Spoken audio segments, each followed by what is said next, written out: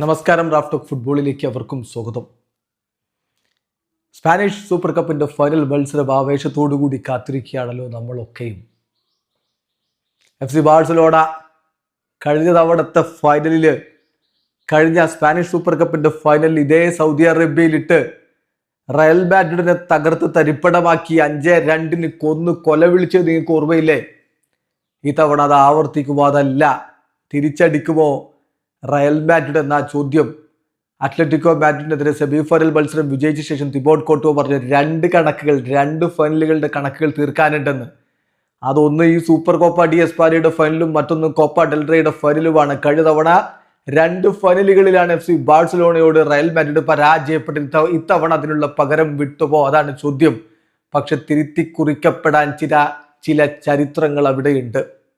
ഒന്നാമത്തത് മറ്റൊന്നുമല്ല, ഹൻസി ഫ്ലിക്കിന്റെ കാര്യമാണ്. ഇതുവരെ ഫൈനലിൽ ഹൻസി ഫ്ലിക്ക് പരാജയപ്പെട്ടിട്ടില്ല. അപ്പോ ഫ്ലിക്കിനെ വീഴ്ത്താൻ പറ്റുമോ? ഫൈനലിൽ ഫ്ലിക്കിനെ വീഴ്ത്താൻ പറ്റുമോ സാബിക്ക്? യെസ്, സാബി ക്യാൻ എന്ന് പറയുന്നുണ്ട് റയൽ മാഡ്രിഡിന്റെ ആരാധകർ. അതിന് മറ്റൊരു ചരിത്രമാണ് അതിൻ്റെ പുറകിലെ ശക്തി.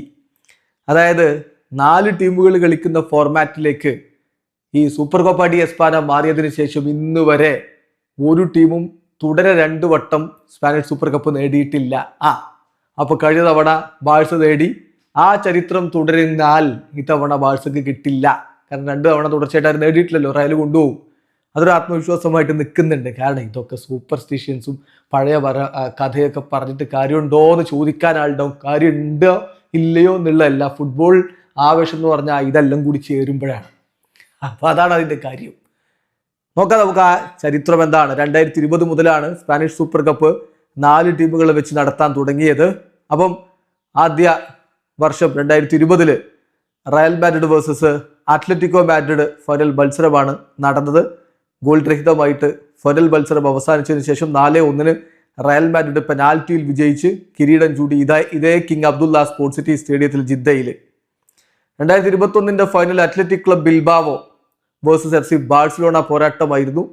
3-2 അത്ലറ്റിക് ക്ലബ് ബിൽബാവോ മത്സരം വിജയിച്ച് ചാമ്പ്യന്മാരായിട്ട് പോവുകയാണ് ചെയ്തത്. 2022 Real Madrid versus athletic club Bilbao final മത്സരമായിരുന്നു. 2-0 റയൽ മാഡ്രിഡ് ജയിച്ചു. 2023 റയൽ മാഡ്രിഡും ബാഴ്സയും തമ്മിൽ ഏറ്റുമുട്ടി. റയലിന് കിരീട നേട്ടം ആവർത്തിക്കാൻ പറ്റിയില്ല. 2 തവണ തുടർച്ചയായിട്ട് നേടിയിട്ടില്ലല്ലോ. 3-1 ബാഴ്സ കിരീടം ചൂടി. ഇതാ അടുത്ത വർഷം 2024 റയലും ബാഴ്സയും തമ്മിൽ ഏറ്റുമുട്ടുന്നു വീണ്ടും. അപ്പൊ ബാഴ്സയ്ക്ക് അത് ആവർത്തിക്കാൻ പറ്റിയില്ല. റയൽ 4-1 ജയിച്ചു. അപ്പൊ കഴിഞ്ഞ കൊല്ലം Barcelona versus Real Madrid final വീണ്ടും. അപ്പോ റയലിന് അത് ആവർത്തിക്കാൻ പറ്റിയോ? ഇല്ല. 5-2 ബാഴ്സ ജയിച്ചു. അപ്പൊ ഇനിയുള്ള ചോദ്യം ഇതാണ്. 2026 വീണ്ടും FC Barcelona versus Real Madrid final മത്സരം വരുമ്പോ ചരിത്രം ആവർത്തിക്കും, അതല്ല ചരിത്രം ബ്രേക്ക് ചെയ്യപ്പെടുമോ? അപ്പൊ ഇത്രയും കാര്യങ്ങളൊക്കെ ഇതിന്റെ പുറകിലുണ്ട്. ഇതിനൊക്കെ അപ്പുറം കളിക്കളത്തിൽ ഇപ്പോഴത്തെ ബാഴ്സയുടെ ഫോം വളരെ മികച്ചതാണ്. റയൽ അത്ര നല്ലൊരു